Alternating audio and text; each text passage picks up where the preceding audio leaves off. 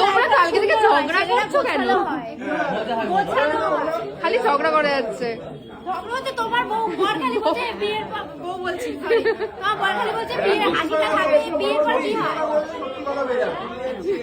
তোমার বরের কথা বলছে খালি ঝগড়া করছে দুজন মিলে, খালি ঝগড়া।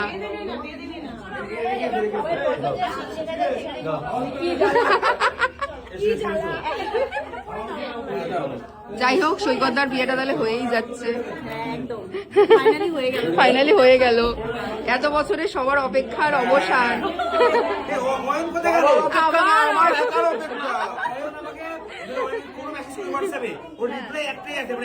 এটা কবে করবে?